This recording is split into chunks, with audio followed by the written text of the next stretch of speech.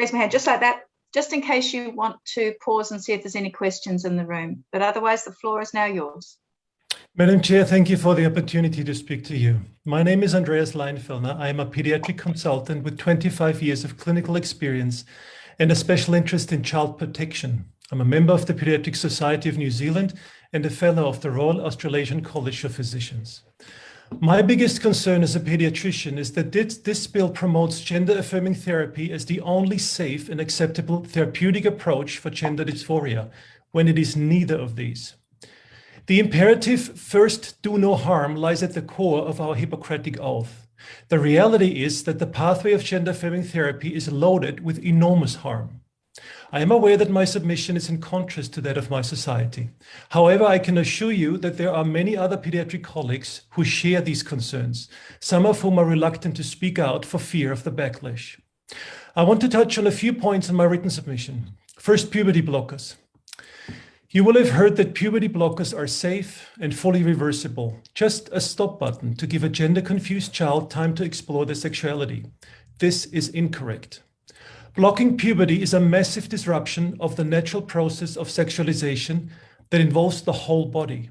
When given to healthy children, puberty blockers may cause serious harm. In the United States alone, over 2,300 reports of adverse reactions have been filed with the FDA, more than half of which are deemed serious cases. The drug information leaflets warn of mood swings, depression, and wait for this, suicidal ideation and suicide attempts.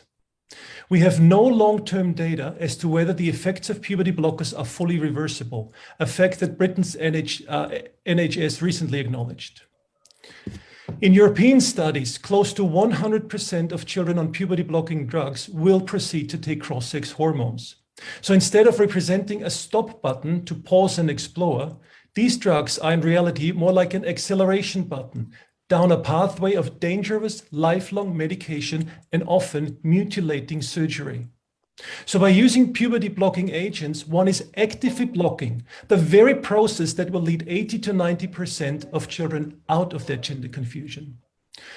Cross-sex hormones have dangerous side effects as outlined in my written submission. These powerful medications are taken for life.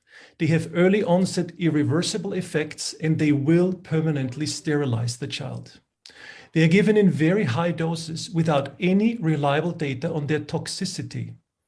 We know that the adult male brain is exposed to estrogen shrinks at the rate 10 times faster than aging. This is after just 6 months of exposure. What will happen to the growing brain exposed to cross-sex hormones for life?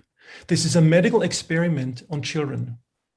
An adult may agree to do such things to themselves, but to expect a young person to have the cognitive ability to consent to drugs and procedures that can render them infertile irreversibly, change their appearances forever, and put them at risk for serious medical complications is a massive breach of medical ethics. The majority of gender dysphoric children have associated mental comorbidities, anxiety, depression, self-harm, 20% are autistic in some studies.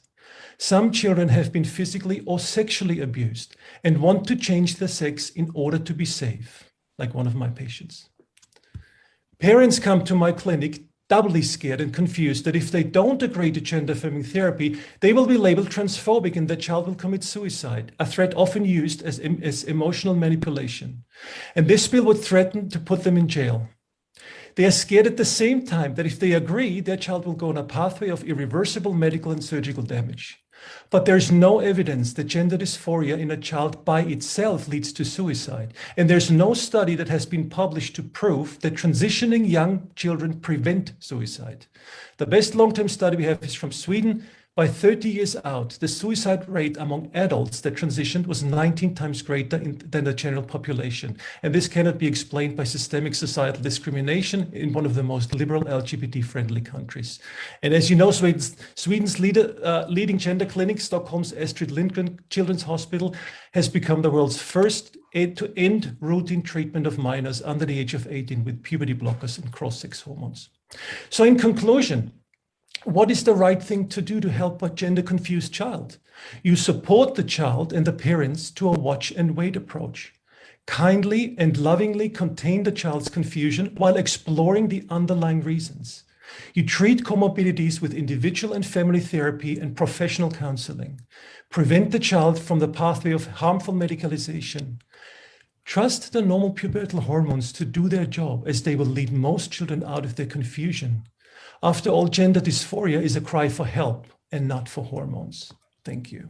Andreas, thank you